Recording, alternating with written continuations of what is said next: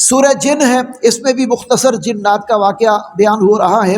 کہ جنات نے نبی اکرم صلی اللہ علیہ وسلم کی زبان مبارک سے قرآن سنا تو وہ ایمان لے آئے۔ اب وہی بات سامنے آتی ہے کہ انہوں نے تو ایک دفعہ قرآن سنا، ایمان بھی لے آئے اور قرآن کے داعی اور مبلغ بن کر اپنی قوم کی طرف گئے اور اعلانیہ کہنے لگے کہ قرآن سے بڑھ کر ہدایت دینے والی کوئی شے نہیں۔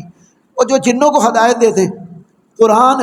جو جنوں کو ہدایت دے دے، اگر انسان سمجھ کے پڑھیں گے تو انسانوں کو ہدایت نہیں ملے گی۔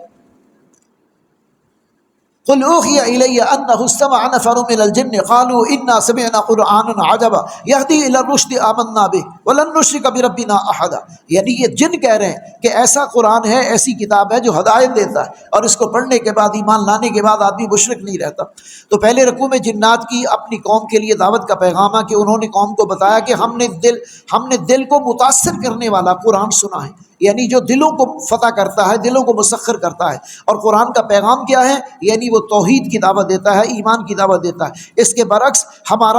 ہم جنس ابلیس،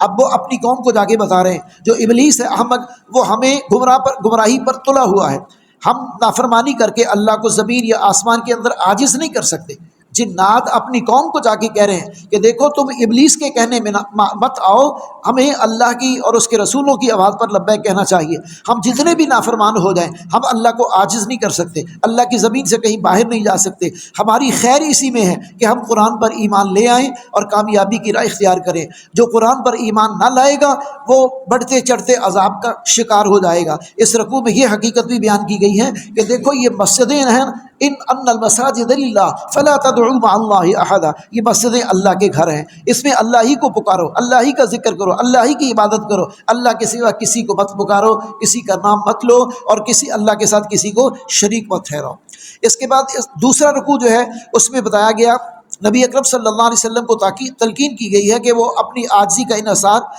اظہار فرمائیں، لوگوں کو بتا دیں کہ میں تمہارے بارے میں کسی نفع اور نقصان کا اختیار نہیں رکھتا۔ یہ عاجزی ہے۔ لوگ توقع رکھتے ہیں کہ فلاں ہمیں چھڑا لے گا، فلاں ہمارا کام آ جائے گا۔ اللہ کے رسول بتا رہے ہیں کہ دیکھو مجھے تمہارے نفع نقصان کے حوالے سے کوئی اختیار نہیں، تمہارے نفع نقصان کے حوالے سے مجھے کوئی اختیار نہیں، اختیار اللہ ہی کے پاس ہے۔ اگر میں نے اللہ کا پیغام لوگوں تک پہنچانے کا حق ادا نہ کیا تو مجھے خود اللہ کے ہاں پکڑ کر ڈر ہے، یعنی اگر میری ذمہ داری میں کوئی کوتاہی ہو گئی تو مجھ سے اس حوالے سے بھی بات پرس ہوگی، جائے کہ تم توقع رکھو کہ میں تمہارے حق میں جو ہے وہ سفارش کروں گا اور تمہیں چھڑا لوں گا۔ اللہ کے رسول صلی اللہ علیہ وسلم کو شفاعت کا حق ہے اور آپ سفارش کریں گے، لیکن اللہ تعالیٰ جن کے حق میں آپ صلی اللہ علیہ وسلم کو اجازت دے گا اور فرمائے گا، آپ انہی کے حق میں سفارش جو ہے وہ کریں گے۔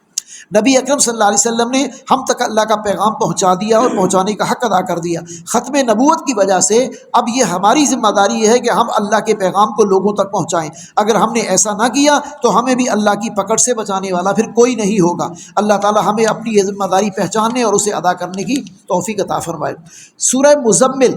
تزکیہ نفس بدریہ قرآن، اصل اس کا مضمون یہ ہے، تزکیہ نفس بدریہ قرآن، یعنی اقیم الصلاۃ،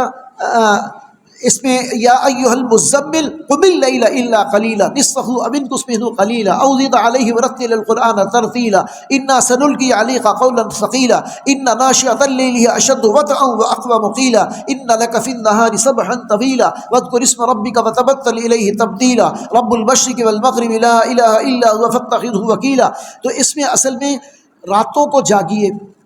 قرآن کے ساتھ کھڑے ہو جائیے اور پھر قرآن کو پڑھیے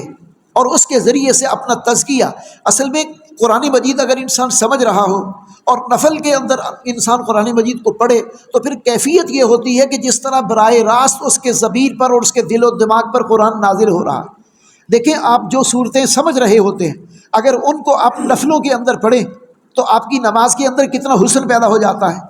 نماز کے اندر کوئی دھیان ادھر ادھر نہیں جاتا، نماز خوبصورت ہو جاتی ہے، خشوع خضوع قائم ہو جاتا ہے، اللہ کے ساتھ خود بخود ایک تعلق قائم ہو جاتا ہے۔ اور جو صورتیں ہم پڑھتے ہیں کہ ان کا ہمیں معنی اور مفہوم نہیں آتا تو توجہ بھی ادھر ادھر ہو جاتی ہے، رکعتیں بھی بھول جاتی ہے اور بعض اوقات پتہ ہی نہیں ہوتا کہ ہم نے کتنی رکعتیں پڑھی اور کیا پڑھا اور کیا نہیں پڑھا۔ تو تزکیہ نفس بدریہ قرآن، اس کا اصل پیغام ہے کہ راتوں کو جاگ کر، نبی اکرم صلی اللہ علیہ وسلم بھی راتوں کو جاگ کر قرآن مجید پڑھا کرتے تھے۔ آپ کے اوپر پھر کہا گیا کہ آپ یا تو آدھی رات یا رات کا 1/3 یا رات کا کچھ حصہ جو ہے وہ رات کو جاگا کریں، اس لیے کہ دن کو بھی آپ نے بہت ساری ذمہ داریاں دعوت و تبلیغ کے حوالے سے ادا کرنا ہوتی ہیں، ساری رات جاگنے کی مشقت آپ نہ اپنے اوپر لیں۔